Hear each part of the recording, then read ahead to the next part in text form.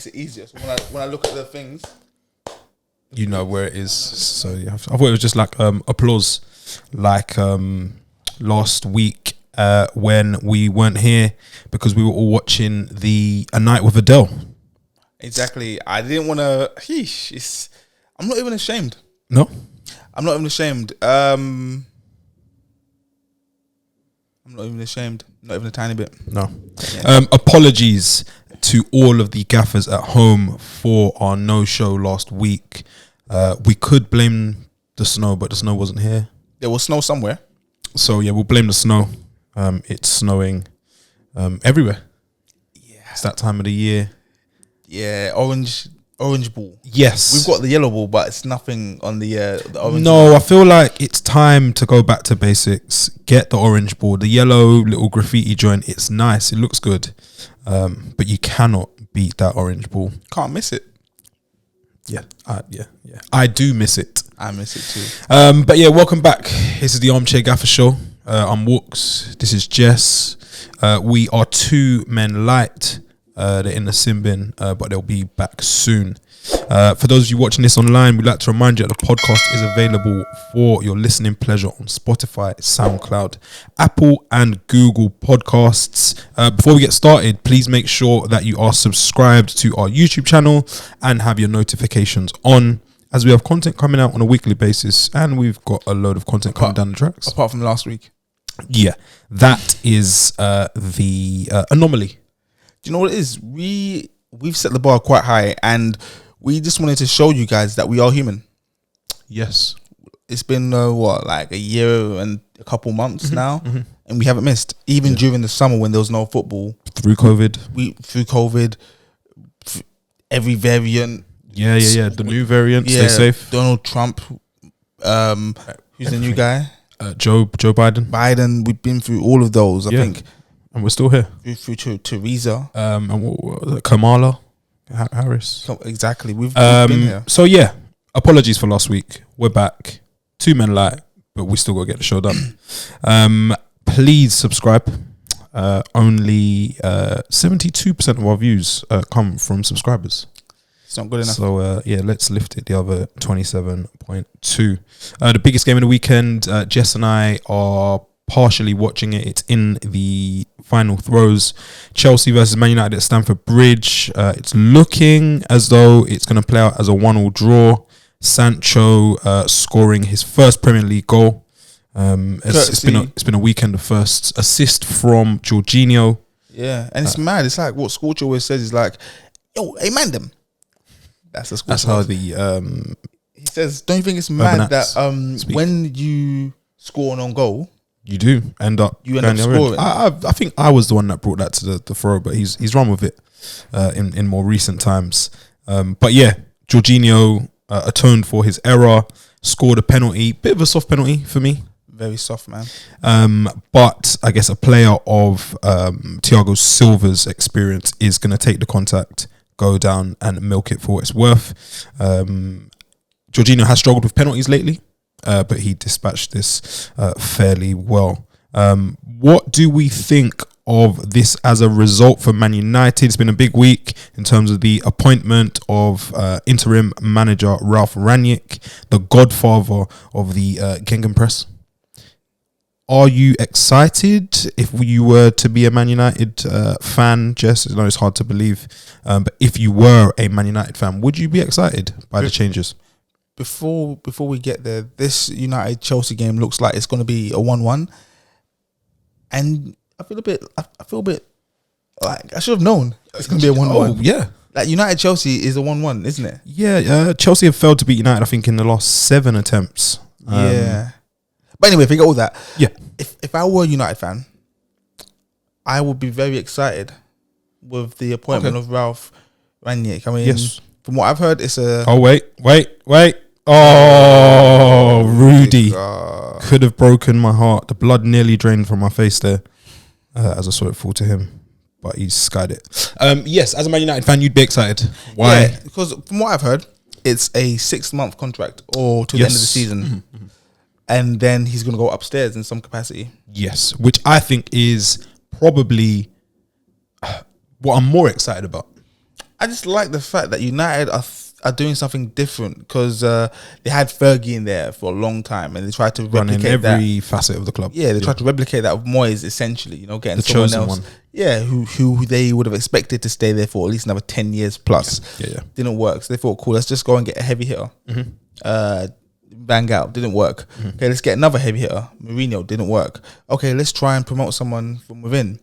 Didn't work. These are all cliche things that you would expect them to do. I don't think anyone would have saw this coming. And on the face of it, it looks like a good choice. It looks like, United, I see what you're trying to do. And you've obviously thought about this long and hard, which makes me think as well that the writing had been on the wall for Solskjaer for a long, long time. Possibly so. Yeah. My thoughts on it are that this probably goes down and goes back to some of the hard work that Ole did, the good work that he did. And now United have the foundations in place to be able to appoint this guy who's going to apply a philosophy, a system, a style. So I do think that Ole's hard work hasn't fully gone to waste. I don't think Ole done anything. I don't think he done anything. I have said this before. Any other half decent manager with that squad would outperform Ole. Fair. That's just me. Like, what do I know? Yeah, and that's just your thoughts. I'm an armchair gaffer. So yeah, it's 2 games now under the tutelage of Michael Carrick. How do we think Ole his job's gone? So he hasn't lost. No, Ole would have beat Chelsea, but he would have lost in the Champions League. Interesting. Yeah, Ole would have beat Chelsea, but lost midweek. Interesting. Yeah, I like I like what Carrick's done with the team. Midweek, he started Van der Beek. Yes. Who did he drop? Who fell out? Started Maguire though. I wasn't too sure about that one. I can't remember who fell out of the starting lineup. Yeah. But he started Van der Beek But and Van der Beek Martial. started, yes. And then With Bruno would have been dropped. That's Bruno what it was dropped, yeah. And today he's dropped Big One.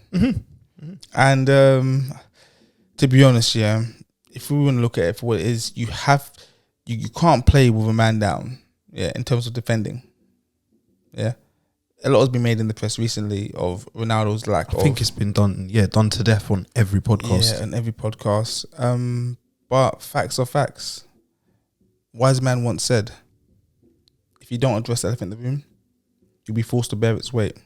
And the elephant is, in terms of defending, unfortunately, it's Ronaldo. I feel like the setup today from United and Carrick was definitely a more pragmatic approach. It was don't get beaten, don't get absolutely turned over by high-flying Chelsea. So I think it's probably mission accomplished. They'll probably be upset with conceding a goal from a penalty.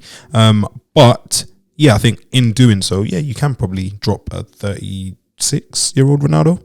100%. Which isn't the end of the world. Seems like Sancho's finding his feet finally. Had a decent game against Villarreal midweek. Scored I'd call it a great goal. It's a decent team goal. And today showed crazy composure with a little bit of silks, sitting down a great keeper in Mendy. And Rashford was assisting him by standing offside. And demanding the ball. I don't know. Maybe it was all part of a massive plan to throw Mendy off. And possibly Sancho as well. So he'd be more deliberate in his pretending to pass and whatnot. But yeah, Rashford straying offside in that 2-on-1 situation. I'm trying to make sense of it. I'm trying to think. Okay, Rashford was offside, calling for the ball, not to distract Sancho, but to distract the goalkeeper, knowing that Sancho, no one in the right mind was never gonna pass it there. Yeah. I'm not convinced of Sancho's goal midweek. By the way, he lashed at it, and I think he was quite fortunate that it went in. Okay, I've watched it like 20 times. Okay, I'm not too sure about that. Let's just say United hadn't hired Rangnick. Yeah. United fans at home as well. Would you guys be happy with like another appointment, like someone like Carrick? I'd probably steer away from it.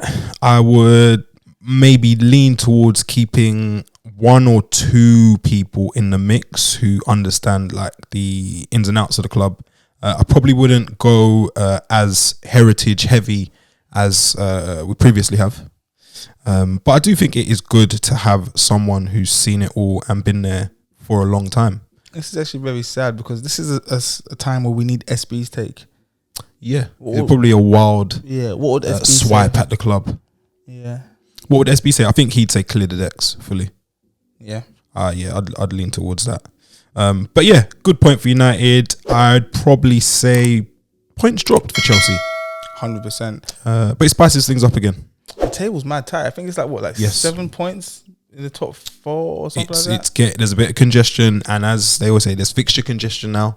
We're entering that Christmas period. We've got games on Tuesday, Wednesday, and Thursday, and then back on Saturday. And then it all starts again. So this is where you start utilizing your squad.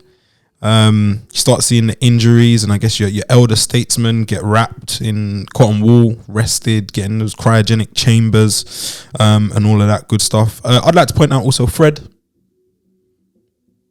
gets a lot of stick, but I think he's done well in the last week or so, and I think he could possibly flourish under the Gegenpressing god. It's not enough to do well for a couple of weeks. You got to do it week in, week It's out. not even a couple at the minute. It's a week as it stands. Yeah, I don't want to hear that. Like, it's like, I just want to see what he's like under proper guidance. I think if Ralf is the real guy, the godfather, I think Tuchel played under him. Yes. I think they say Klopp is a student. Marco Rose, all of them. Yeah, they're all students of him. Even though this he's new German crusade. Yeah. I think if he is the real deal and he's a real guy, he will. This is me, a non-United fan. Yeah. Let's just say United set up in a 4-2-3-1. Yeah. I believe he will drop Maguire, drop Shaw. The rest does itself. Okay. Oh, and drop Wan-Bissaka as well, or not. I think he'll drop McTominay. Possibly. It remains to be seen. I think he takes over from. I think he drops Ronaldo, Thursday. And I think he drops Bruno. I think to start with, we're going to see him trying to find out who fits to start with, and who can step up to the plate. But long term, I'm not sure who falls away. But there probably will be 1 or 2 casualties, which is all part of it. But it's good to see that. I think there will be some semblance of a shake-up. I hope so. I hope not from an Arsenal perspective. Yes. It looks good. Like all loyalties aside, I think this is a good appointment for United. Yeah, Klopp said should be worried, or words to that effect, which is what you want to hear from a good manager. He had 2 spells at RB Leipzig as a manager. What did he do then? Leipzig, he had a great bunch of players. That's where like Keita and them were flourishing. So that was like when I feel like they began to become a name. I think he under may have his even guidance. been at Salzburg as well. Yeah, Salzburg as well. Yeah, I think he was at Salzburg when they signed Haaland. I think. Not sure. Gaffers at home, let us know. Alex Bates, let us know. But he is the god of any coaching seminar. He's there. Yeah. Sharing the good word. So yeah, it'll be good to see, man. A big clash between Chelsea and United, and it ended in a 1-1 draw at Stamford Bridge. Yesterday, Arsenal turned over Newcastle. Not good enough. Routine win. Not good enough from Arsenal. 2 goals, not good enough. Listen, if you're playing Newcastle and you win, if you're trying to get into Europe or challenge and you beat Newcastle 2-0, it's not good enough. And I'm sure Newcastle, if they're not bottom of the league, they're very close to it. They are now bottom on just 6 points, is where the Magpies sit or stand going into this busy sit lie in pity and sorrow. Yeah, I mean they're struggling. I watched them play, and there's just nothing there. There's nothing there. There's nothing there. Not even anything you could salvage and say you could mesh this piece together in that bit. You're not believing in it. Joe Linton seems like he's has I think released statements saying that he's here to stay kind of thing. What does that mean? I don't care what you say. Like show and prove. Show and prove. In life as a whole, I don't care. You can say anything. I can say, I'm really up for this. Really wanna, go and you give it. It doesn't mean anything. Like it's looking. I know it's still early days. It's looking like hiring Eddie Howe Yes. is like have you seen that meme? No, which one? New iPhone 13, like, you know, you got new shirt, Same thing, and you got the same thing. It's like there's a Japan. I think Japan gaffers at home let us know. The flag. Yes. Yeah, the Japan they flag revised or modified their flag, and it was basically the same thing. Exactly so that. It's more of the same. The whole thing for me just stinks to high heaven. And I actually, Newcastle, one of these teams I've got an affinity for. Is it? Why? Black people. Aprilia. From back in the day when I was young, and I was like, wow, this team has got. What's so funny? I am currently drowning. In water. Nothing to do with black people at Newcastle. No. Shout out to them, Les Ferdinand. Exactly. The rest of the Titus Bramble. I've always had an affinity for apologies for Newcastle, and it hurts me a lot to see them like this. But like right now, I couldn't care because how you've been moving as a club. Yeah. January's around the corner. They're gonna need to go big. But yeah, a shocker. If you are, was it PFI? Public Investment Fund. PIF. I don't think there's anything to say about Arsenal. Aubameyang's playing against them. I watched the game. Aubameyang, yes, been doing it for some time now. Miss of the season. But he's been doing this. There's even the offside that he scored from Saka's bad touch a few weeks ago. He's doing. I don't know if he's in control. You said earlier, Arsenal can't teams can't play with 10 men. I feel like he hasn't been a passenger as such, but maybe it's 10 and a half men. You can't play with 10 men. Build up play. Defending, you can't play with 10 men. Okay. Yeah, he does do his bit, like tracking back. Running back. Yeah, I'll give him that. But in front of goal, it's appalling right now. A lot of nothing. Which is oxymoron. But what I like to say is that with Arsenal now, we know exactly where they are. They are possibly the best of the rest. Fair. You got your Chelsea, City, Liverpool. At the moment, I think Arsenal are probably better than everyone else. Yeah, possibly. I mean, this could be outrageous. Big game on Thursday against United. That probably is the real barometer of how far this group's come. It seems like Arteta's settled on his 11. It seems his favoured 11. Saka and Smith Rowe seeming to be shining again yesterday. The forgotten man Martinelli as well, doing his case. No harm, I guess. Coming into this period. Where squads will need to be used. Speak on Saka, because you said off mic you had some thoughts. Yeah, Arsenal fans at home and neutrals too that watch Arsenal. I'm not convinced of Saka. I think he's an athlete. I think he does the basics very well. I've said before on the pod, when Saka first came into the squad and was struggling and he was the only shining light, carrying the team at, what was it, 19 years old or whatever it would be. Whatever it was, yeah. When the squad was going through that mire, he's exactly what they needed. Yes. Yeah. Now, with where the squad is and with what he brings to the table, I don't think he's what we need in how we're using him. I'm going to need you to elaborate on that. Other people can do things now. Yeah. We've got Smith Rowe doing bits. We've got Lokonga quietly plugging away, him and Partey together. Yeah, small little partnership. We've got a solid defensive unit and a goalkeeper. We've got other players doing bits now. Yeah. Saka, you can actually just be a squad player now. Rotate.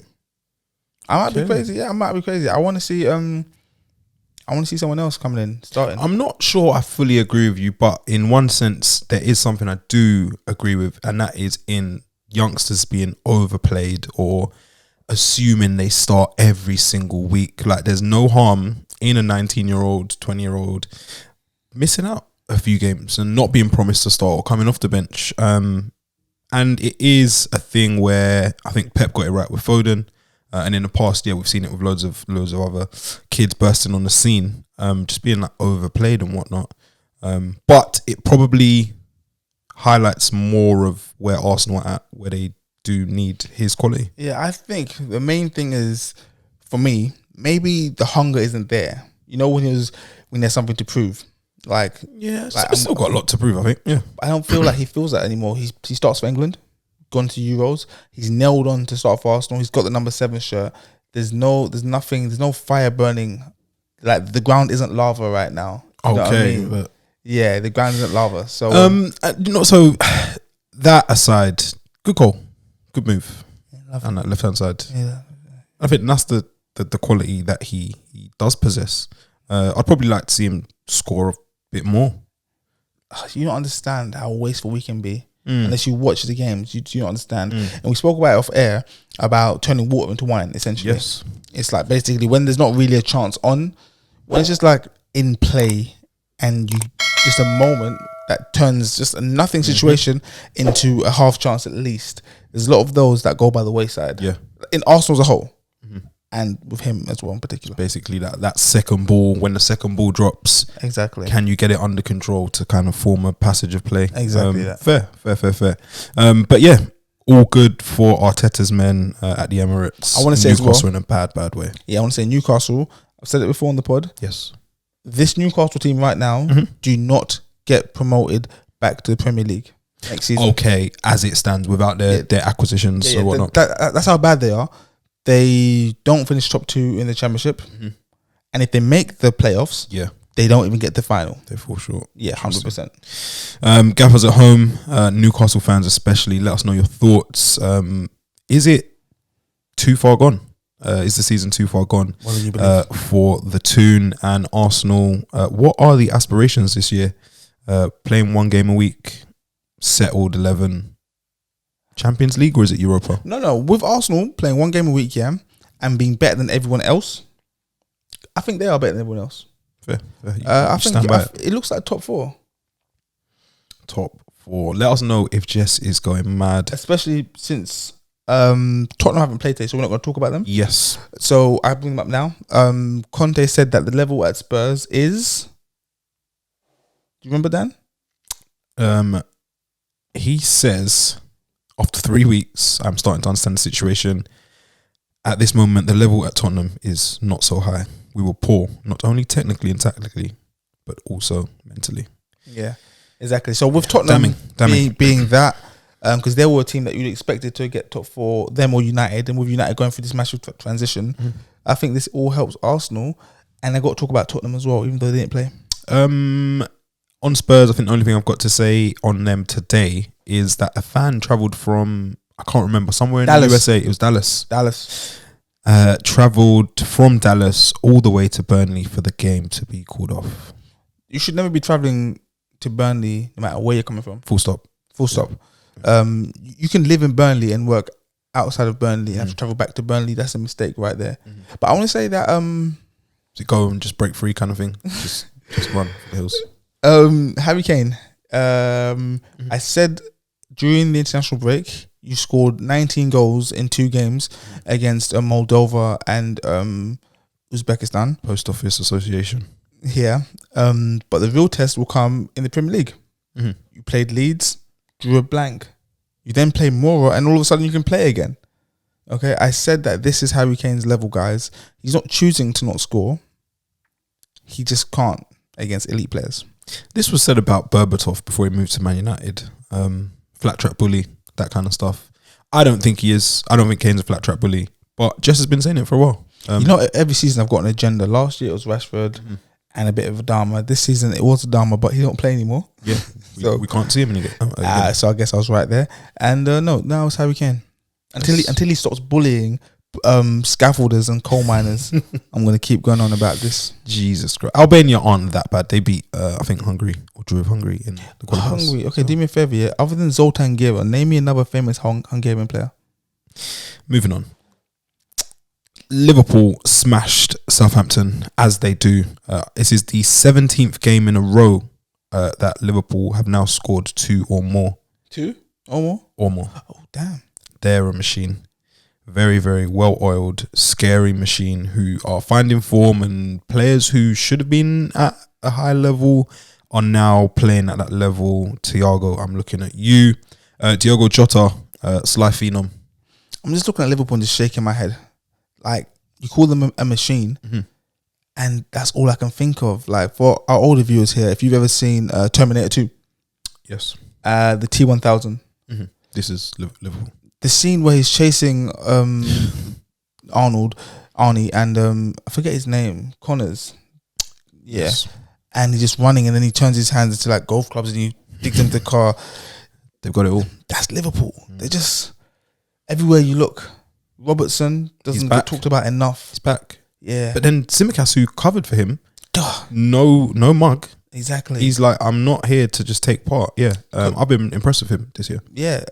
Konate started slowly. Well, didn't really start at all. Now he's in, and like you forget he hasn't been there for like 4 years. Scary player. Van Dijk can take the season off this year. It's that bad. They're so good elsewhere. He's actually Van Dijk.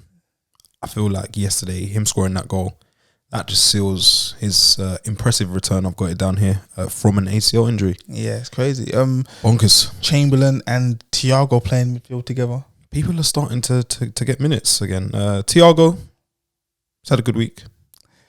He scored yesterday. It was a bit of a swinger on the left foot, deflection, but that's 2-2 for him now. It's not Premier League, but let's talk about the goal midweek, the Champions League goal. Yes. So if you've seen Thiago's goal during the Champions League, you see that the ball glowed. It glowed. Just a few inches. Did it touch the floor? Over the grass? No. It was For me, it didn't touch the floor. It didn't at all. It was hovering, and where I'm from, we call that a grass cutter. Okay. Nice. Yeah. So I've done some research. You know, every week I spend all my money on doing some kind of research. Turns out that Thiago's uncle, not his dad, his uncle was actually the groundsman at his first club. Okay. And he would have to mow all the pitches. Yes. So Thiago decided that he'd help him. But keep going. But by playing low balls across the pitch, he would go up to one end and just fizz it across, get another ball, fizz it across, and keep doing that until the grass was all level. Yeah, him and his brother. Spraying passes and helping their uncle. So yeah, it's like in those films where like the young American kids knock on the doors and can you cut the grass for the little community they live in. Exactly. These guys just did it at football pitches and continue to do it at Anfield. Now he's helping out the Anfield groundsman. Fantastic strike. And it's good to see just that you have fully working 2020 vision, because the ball did not touch the ground. I've watched it like 15 times. From all the different angles. Every angle I can get. Yeah, I watched a stream of it again yesterday. Yeah, no. Arabic commentators. They're the best. Arabic commentators. Shout out to them boys, man. They're pushing the South Americans. It's close. Who does it alone? They both do it alone, don't they? There's something about commentating alone. It is. You're out in the field. You're just there. In the dunya. Just you, your mic. What's that Nas song? One mic. Yes, that is what it's about. It's about commentary. It's about Peter Drury, I think, commentating. I don't mind American commentators. There was a clip years and years ago. Someone done a long range shot in the MLS. Yeah, and the commentator said, "Release the Kraken." Alex Bates, look this up. Long range goal. Commentator said, "Release the Kraken." That is. You don't get that in Europe. No, you don't get that. Sky, step it up. But yeah, shout out to the Arabic commentators all over the world. Salah didn't score yesterday, got an assist. He's been involved in 150 Premier League goals in 171 league games for Liverpool. He is a phenom. And should probably be in with a shout for winning Ballon d'Or. I saw a little video on YouTube about I think it was Tifo, the problem with Messi, and they listed all the next Messis. Okay. And Salah was actually one of the few that was listed as the next Messi that ain't done half bad. Yeah, congrats to the kid, man. There's been probably loads who are now just drinking, chilling, working on the beach. I'm not sure. Somewhere what you do when you're called the next Messi. Yeah, no, Salah. There's nothing I can say. We have done Salah to death, but yeah, Liverpool looking very strong. I am worried. Smash Porto again in midweek. Group of death. What group of death? I think AC, Porto and Atletico are all on 4 points. It's gonna be a great ending in that group. That Champions League works on head to head, right? Yes. So I don't know who's going through, because the other day I heard that the AC Milan manager, I forget his name, got a new contract. Okay. And I was like, why are you going to give him a contract? He's knocked out of the Champions League because they were bottom at the time. Yeah. And then they drew a 1 or whatever that they done. Great story for AC Milan. The guy who scored in the last minute, he came from Brazil, I believe. Correct me if I'm wrong. To work as a delivery driver, playing in the 4th division in Italy, and got his moves and got his moves and got his moves. And then when he scored the other night, hasn't really played much in Serie A. Scored, and like it was one of those like emotional moments. So he's gone from, I think it was 23 years old. He came over from Brazil to be a delivery driver, and now he's scoring the winner against Atletico Madrid. Oh, yeah, I've said for a long time, yeah, that in football you have your elite players, yeah, like your Mo Salahs, on the subject of Liverpool, and your Thiagos, yes, your Van Dijks. You have your elite players, stellar players, yeah. And then you have like a load of players that are just like you and me. They just happen to be professional. Yeah. Happen to get the right breaks and cracking by. Yeah. And then you got like some really terrible players that shouldn't go anywhere near a football pitch. Yeah. Maybe be stewards. But like with the right training, most people, in my opinion, I could be wrong here, if you have any natural ability, you can kind of make a living like, somewhere. Yeah, there's a lot of like non-league players that, given the right chance, they could be. What's that, clogging away in the Premier League? They could, like, or take your chance and go abroad. Yeah, they wouldn't be good. They have a good match here and there's a guy plays out in like Malaysia. Like, it's all good. The level, the difference between like okay, there's professional and then there's elite. Okay? Most of us will never be elite. Yeah, but like that middle ground there, there's a lot in there. You know that parabola thing? Yes. Yeah, it's like you have your elites over here, very few.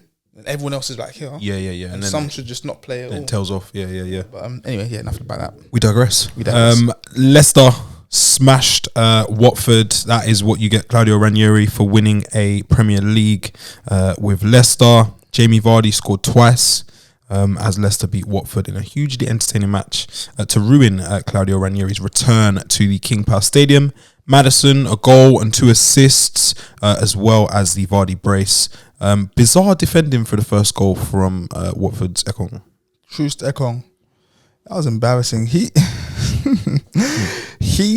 is on that part of the curve. Okay. That I'm talking about. He's on the lower end of the yeah. I'm joking now. I don't know what he heard. It looked the way he pulled away looked as if as if he heard a shout. Yeah. We're gonna have to give that on the benefit of the doubt, saying you heard a shout. Because Ben Foster looks at him like, no, I didn't shout. The thing is, Ben Foster's a very experienced goalkeeper. If he's gonna shout, he's gonna shout. Yes, it's not gonna be left for interpretation. And I think maybe Ekong was just trying to be smart. And exactly the interaction between them afterwards, Ekong knew he'd done something wrong. I looked at that more than anything, and he knew he'd done something wrong. It was me. Yeah, that wasn't great. Ranieri. When I look at him on the sideline with his thick lenses, he looks like a man that has no idea what he's doing. No, that's just me. No, Jess, it's not just you. There is an air of chaos, lack of organization. There's something that he gives off that makes it seem like this is all kind of been made up on the fly.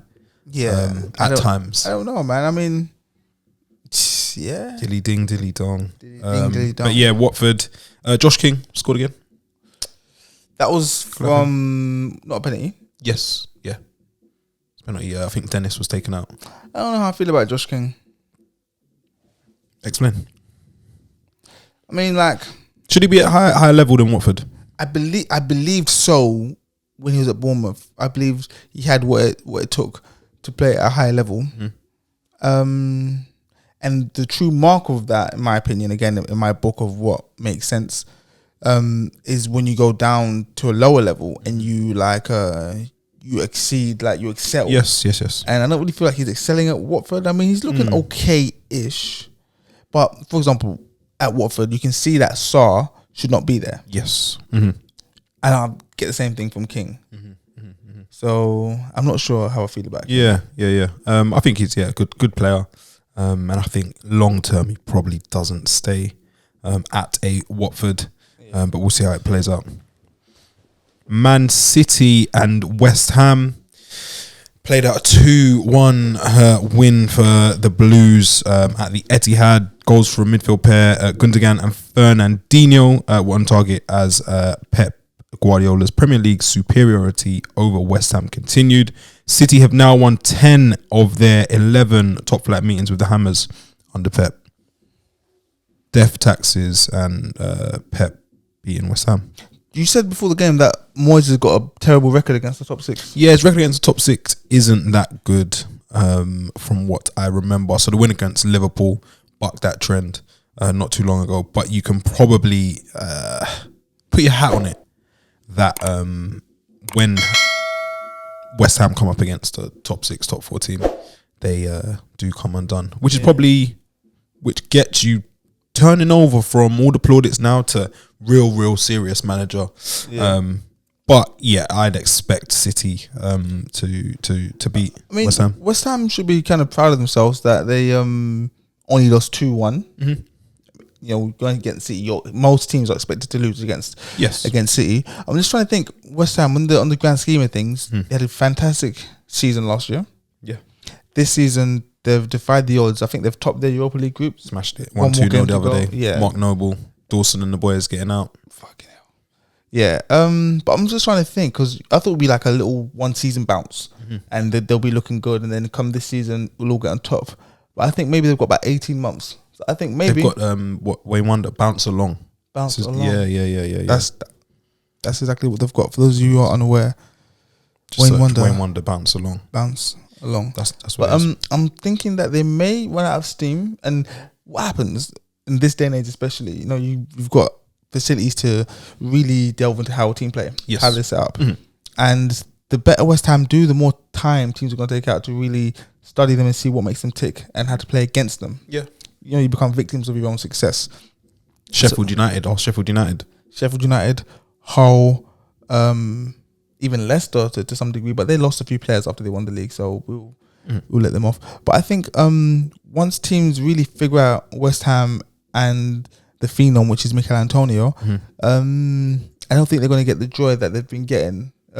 Yeah, I mean, last season they struck everyone by surprise. Yeah, start of the season we didn't expect it, but I think going forward into the latter end of the season, that's Scorch. Oh, that's interesting.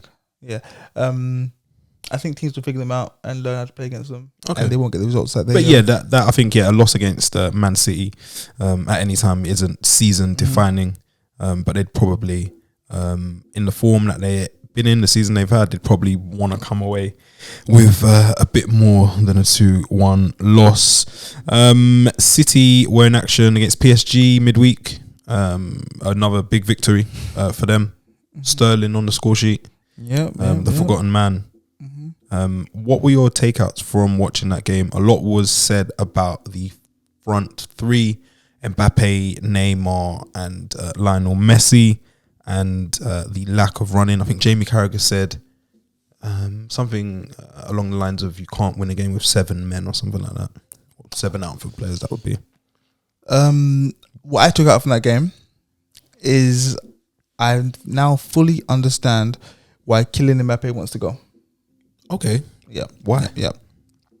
Why wouldn't leave? Like everyone was saying in August, one of the greatest squads ever assembled, Globetrotters under Poch. This is it. Remember that Michael Jackson concert that never happened? People saying this is it. And he'd want to leave all of that. Yeah, we all know that like the game isn't played on paper. So one of the greatest squads on paper. If you're talking about great squads, you look at the 2005 and 2007 AC Milan teams. Okay. You look at the Invincibles. You look at the United team that had Ronaldo, Tevez. Yeah. Ajax 95 as well for the older boys. Yeah.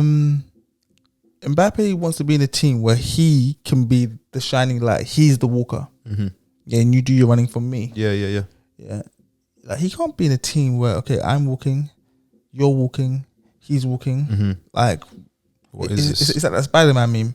Yeah, there's 3 of them though in the meme. Exactly. Some of the scenes were a little bit awkward to watch. And I think what hurts the most is that this is under Poch, who is famed for getting his players finely tuned and running and busting a gut, but it seems as though this is above him. He's not able to instruct these players. Yeah, talking about that running thing. Have you heard the story about Poch when a player, I think at Tottenham, It was Lambert at Southampton. Came and said, "Gaffer, we're not used to this. We're running too much." Yeah, He was the representative for the players. Knocked on the door, said, "I'm coming in there, Gaffer. I'm going to talk to you." Yeah, he said, "Yeah, Gaffer. A few of the lads have complained. I'm paraphrasing, by the way. A few of the lads have complained, Gaffer, saying that you make us run too much. These sessions, too much. And Poch said nonchalantly, "Oh, okay, that's cool, no problem." Next day, next session, double running. Yeah. Yeah, but like this isn't Ricky Lambert and who would have been there at the time? Maybe even Lallana. Lallana. Yeah, this isn't that. You're dealing with superstars. Like, yeah, like if Kim K has a party in Paris, yeah, those three are all invited. Yes. You can't make them. You can't make them do. And you think that they're gonna run? Yeah, it is something which needs addressing. I also do think that PSG missed Verratti. When you swap Verratti out for Herrera, you do lose a lot, is what I'd say. I'm not saying Herrera is a total clogger, but it's a step down from Verratti, which is a shame for them. But yeah, the Poch and Leonardo relationship is said not to be great either. Leonardo, yeah. How did he get this PSG gig? Oh, he's so powerful. Yeah, but how did he get here? Is he a former player? I believe he may. No, I'm not convinced. He's Brazilian. Yeah. Yes. Who did he play for? Someone in Italy, I think. No, wasn't he AC Milan? Italy, innit? Yeah. Yeah, that's what I'm thinking. But the PSG link is where I'm thrown. It's a blind spot. See, Leonardo. Someone explain how Leonardo got that gig and why he seems to be irreplaceable. I liked him a lot before. I liked his hair quite a lot. Lovely hair. Yeah, good jackets, overcoats in the winter. Yeah. You know where they pan up and there's Maldini and all them guys. Looking sharp. But now he's like bare annoying. I remember back in 2001, yeah. I think Vince McMahon made Shane McMahon head of WWE. Good times. And he went on a power trip. It was just moving crazy. This is what's happening with Leonardo. It's crazy, bro. He's actually annoying me. He's always in some mix up with the manager. Him and Tuchel fell out. But the thing is though, yeah, if I'm friends with powerful people like Sheikh, whatever his name is, yeah, I'm gonna be unruly, wicked and bad. I'm not gonna listen to anybody. Yeah. These are why my does powers. he need to? Why do I need to? So you can't really blame him for that. Yeah. Good luck with Poch getting those guys to press in 2021 because everyone's saying Ronaldo at United doesn't press. It was quiet on the Messi front, but this week it seems as if people have ripped the bandage off and they're addressing what they've actually seen. Yeah, not great. It's not great, mate. We didn't talk about Jamie O'Hara on the Tottenham bit. We can get to that. Yeah, are you coming there? Yeah. Okay, cool. No rush. Spurs' game was cancelled, but they did play a few nights ago against a team from Slovenia. Fantastic. I saw the score and I was like, "Where are Mura from?" SB would have known that anyways. Yeah, well, he's on his accumulators. Yeah, I only know because of what O'Hara said. We got a soundbite. Yeah, play it. I hope it still helps. There's no ads. This is Jamie O'Hara speaking. An embarrassing performance, shocking from every level. The fact that the players that he had to bring on to try and get something from the game in terms of Son and Mora and Højbjerg, just to bring them on was, embarrassing to play against. So these are Slovenian top flight side that, I'd expect a National League team to give these a game. It has been a disgrace. And some of the players, and I'll name them as well, Doherty, Ndombele, Dele Alli, Davinson Sanchez were absolutely shocking. They should. I'll leave it there because there's another minute worth of that. He let it fly. I know he's an entertainer. He's a bit of a performer, Jamie O'Hara, but it's hard to disagree with what he's saying. Can we have a moment of silence? I thought Ndombele was dead. Not Ndombele. His cousin, Davinson Sanchez. Okay. Did you see him get turned inside out for the goal? Bro, I was watching the highlights and I was just thinking, please don't let it be Davinson Sanchez. It was Davinson Sanchez. That ends up doing this disastrous thing. And lo and behold, That's what it was. See, I that hate was- seeing it. He was my champion. I thought he was the real deal when Bro, he just came from Ajax. Ajax, Yeah. tidy. Him and Delit.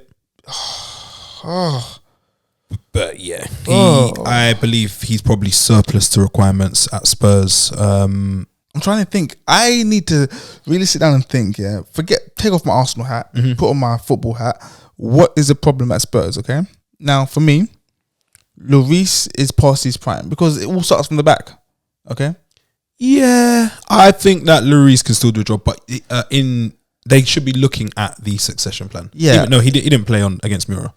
well, Golini played, didn't he? Yeah, he's got no future if you ask me. Yeah, He's like a rap star. Like Is the he? way he moves around, like if you just see their social media and stuff Yeah. and how people address him and the drip, he seems more rap star than footballer. But yeah. that's beside the point. You need a goalkeeper who's gonna let you play ball from the back, like a lot of keepers do. Like even Mendy at Chelsea does it. Yeah, Get it done. The obvious two do it. Allison Brazilian and connection. and even Ramsdale's distribution. Yeah. Unfortunately, he's at a terrible team, but his distribution is quite good. Yeah. So Spurs need to address that first and foremost. Yeah, we saw what happened when Liverpool got Allison. Their whole obviously they got Van Dijk too. Changes things, but man. everything changed. Changes things. Emerson Royale. Yeah. No. Just no. Yeah. Kieran Dyer is punching above his weight. this Kieran season. Dyer? Kieran Dyer. He's back. Yeah, well, he's punching again. Him and Lee Bowyer are probably fighting again. Because I made a mistake and I'm wrong and strong, I'm going to stick by Kieran It's Dyer. Kieran Dyer. Call him what It's- he wants. it's Kieran Doesn't Dyer. deserve to be called his best proper name. Kieran Dyer was a wonder kid, you know that? Yeah, no, proper player, man. Crazy. Proper player. Until he had a fight with his teammate. Went a bit peaked on. Anyway, But shout out to Kieran Dyer. Yeah, Dyer's punching above his weight, so he hasn't played bad this season. But water always finds its level. Jeez. So Sunday wisdom tonight. yeah. Sergio Reguilón. Last week I was on Touchline Fracas. Yes. Shout out to them. Shout man. out Touchline Fracas and Desu, sorry, referred to Sergio Reguilón as Sergio Reguilón. Because that's exactly what he is. Jesus He's a Christ. regular Don. Even after scoring against Leeds last week and Come on, man. getting excited, it was nice to see. Oh, it wasn't nice to see. But yeah. The midfield is just no. Scorcher loves Skip. No. World War II football. Yeah, no. Dombele, no. Dele Alli, no.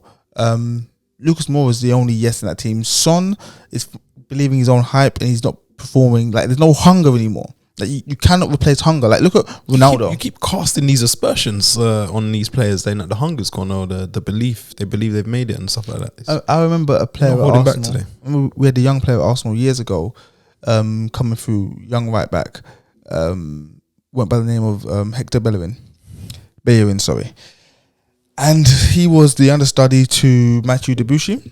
Debuchy got a shoulder injury. Bellerin came That in. was a shame when he got that shoulder injury. Bellerin came in, performed well. When Debuchy was fit, Bellerin was exceeding. He's punching as well because there's someone behind him pushing him. Okay, soon it was Jesus. certified that Bellerin was the number 2. Yeah, he went downhill. That's what happens at these clubs when there's no one pushing you. When there's nothing more to prove, you just go back to your real self. You know, that's what's happened with Son. Jesus. And everyone, no, Tottenham, the level's bad. The level's bad. If they're not It's tough, careful, man. And yeah, with Conte coming out, especially, it's funny. It's a funny old game. On Sunday, when they won against Leeds, he's giving it all of this, giving it to the crowd, going around, giving each individual player a pat on the back or a dap or I don't know, whatever you call it, an embrace. yeah. And then it turns, and then there was that quote, after 3 weeks, I'm starting to understand the situation. At this moment, the level at Tottenham is not so high. We were poor not only technically and tactically, but also mentally. He's not mixing his words at all. That's because I keep saying this, Dan. I've said it before. The worst thing you can do when you're playing badly is win, because it papers over the cracks. Sharp. When you're playing badly, you have to lose and draw. Sharp. You have to lose and draw because that's the only way you're going to address the elephants in the room. Yes. Because if you're playing badly and you're still managing to find the result, they will say, "Oh, you're winning ugly." Yeah. You always find a way to get the job done. They're plucky. All of those lovely cliches. But when you're losing, there's no hiding from the fact. It's a results game. You are very, very right. Moving away from Spurs, let's talk about teams that actually did play. Two old midfield greats up against each other yesterday. I didn't see it. In a different phase of their lives. Gerrard got the better of Vieira yesterday, kind of like when Neil Mellor scored against Arsenal all those years ago at Anfield. 2-2 now for Gerrard. Great start. Life under him looks interesting. I see him taking part in training, blacked out boots. It all looks fun. Do you think this can last? Have they turned the proverbial corner that everyone seems to drive Nothing around against Gerrard because he's obviously got something about him. But you have to remember the new manager bounce. Seems to be a thing. It's a real thing. Once the bounce unbounces, everything gets to normal, I think he'll do a good job. We need to expect there to be turning results after these. Who finishes higher, Palace or Aston Villa? Ooh, interesting. I would say Palace will finish higher. Okay. Because they've got the better. Have they got the better players? Well, I don't know if you saw it on the Footballists Instagram page. If you're not following, make sure you follow the Footballist, one of the coldest football pages out there. There was a picture of Zaha, Eze, and Elise, and I was just like, something in that South London Evian. You're forgetting the most important player at Palace this season who won't be there next season, and that's Conor Gallagher. Okay. When I think about Palace, I think about him first. Had an interview with Rio Ferdinand and said, yeah, hey, make sure you tell everyone that my intention is to go back to Chelsea and play. I think he can do it. Yeah, and I think with Tuchel, listen, if Ross Barkley can get minutes, we've said it before. Yeah. Then Gallagher can get. What comes after minutes? Hours.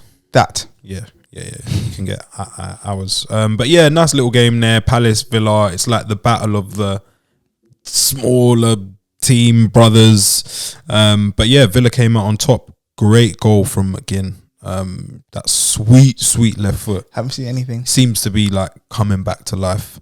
But yeah, that was one I was paying close attention to. See these two new managers or young managers. You know what's crazy? And it's just like, I'm old. Do you know what's crazy? Yeah, a lot of these players playing at Villa would have looked up to Gerrard when they were coming up. Would have. Yeah. It's crazy. Yeah. And now he's there, telling you what to do. So that's a big bounce. Like that's gonna put a real skip in your step. It's not some like guy who you've heard about. You've heard of. His philosophy supposed to be like, good or yada. Gerrard was flying the flag for the Premier League for a long time. Yeah, not that long ago as well. But yeah, good 3 points there for Villa.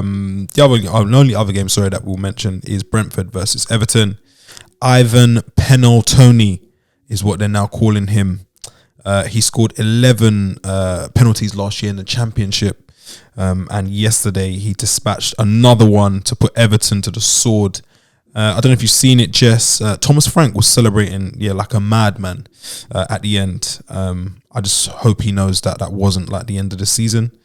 We're only 13 games in so far, and there is a lot of road still to be travelled. But the celebrations at the end, I guess, 3 points are massive. All 3 points, any 3 points, for Brentford are huge, so they should be celebrated. But Thomas Frank was going ham.